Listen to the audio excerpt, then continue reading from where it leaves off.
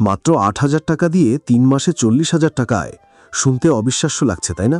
কিন্তু আসল প্রশ্ন হলো, হাঁস দিয়ে করবেন নাকি মুরগি দিয়ে? ভুলটা এখানেই হয়। আর এই ভুলের কারণেই অনেক মানুষ শুরু করেও লস খায়।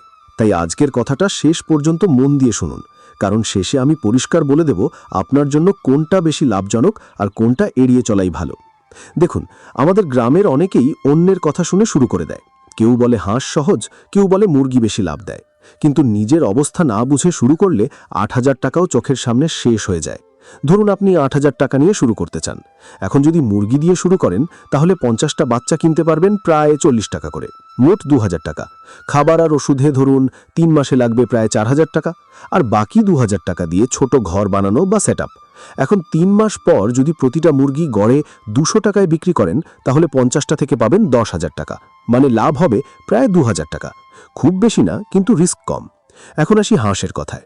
হাঁস একটু আলাদা, কারণ এরা পানিতে থাকে আর রোগ কম হয়। ৫০টা হাঁসের বাচ্চা ধরুন ৬০ টাকা করে, ৩,০০০ টাকা।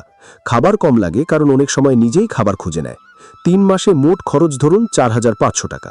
আর ৩ মাস পর প্রতিটা হাঁস যদি ৩০০ টাকায় বিক্রি করেন, তাহলে পাবেন ১৫,০০০ টাকা, মানে লাভ প্রায় ৭,০০০ টাকা।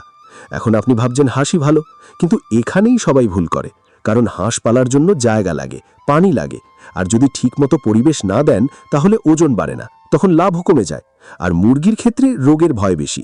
একবার রোগ ধরলে ৫০টার মধ্যে ২০টা মারা গেলে পুরো হিসেব উল্টে যাবে। এখন আসল খেলাটা বুঝেন। আপনি যদি গ্রামের এমন জায়গায় থাকেন যেখানে পুকুর আছে, খোলা জায়গা আছে, তাহলে হাঁস আপনার জন্য সোনার খনি হতে পারে। কিন্তু যদি জায়গা কম হয়, বাড়ির পাশেই ছোট সেটআপ করতে চান, তাহলে মুরগি আপনার জন্য সেফ অপশন। আর একটা বাস্তব উদাহরণ দেই। কালীগঞ্জের এক ভাই ৮,০০০ টাকা দিয়ে ৬০টা হাঁস শুরু করেছিল। ৩ মাস পর বিক্রি করে প্রায় ১৮,০০০ টাকা তুলেছে, মানে লাভ প্রায় ১০,০০০, কারণ তার পুকুর ছিল। কিন্তু পাশের গ্রামের আরেকজন একইভাবে হাঁস নিয়ে লস করেছে, কারণ তার কাছে পানি ছিল না, তাই তাকে সব খাবার কিনে দিতে হয়েছে, খরচ বেড়ে গেছে। এখন বুঝতে পারছেন, বিষয়টা শুধু হাঁস না, মুরগি না, আপনার সিচুয়েশনই আসল।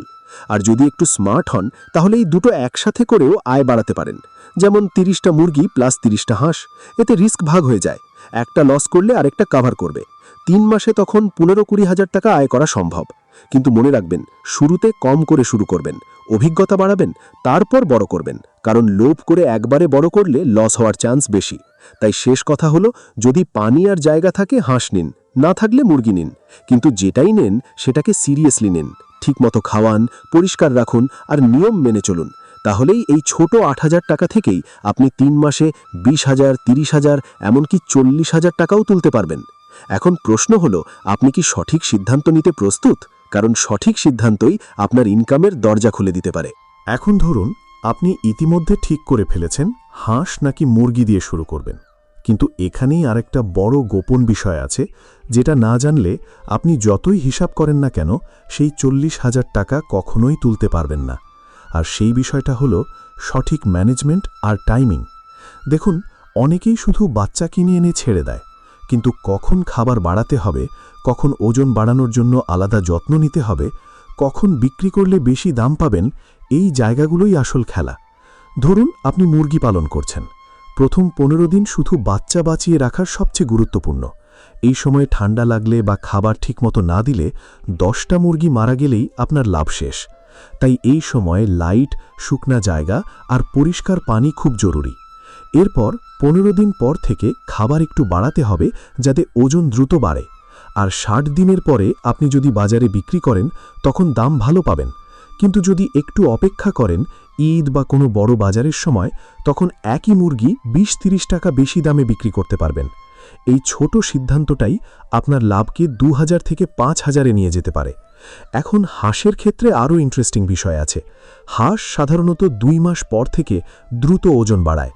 এই সময় যদি আপনি একটু প্রোটিন বেশি খাবার দেন, তাহলে ১০-১৫ দিনের মধ্যে ওজন অনেক বাড়ে। তখন বিক্রি করলে আপনি একসাথে বড় টাকা তুলতে পারবেন।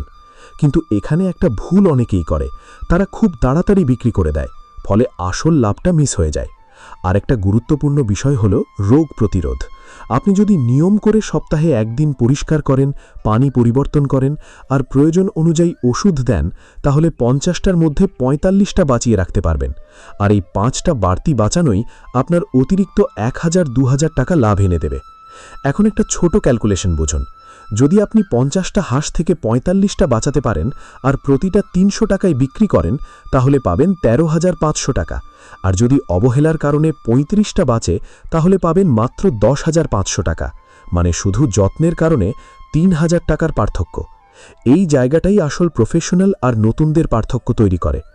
এখন আরেকটা স্মার্ট ট্রিক বলি, যেটা খুব কম মানুষ জানে।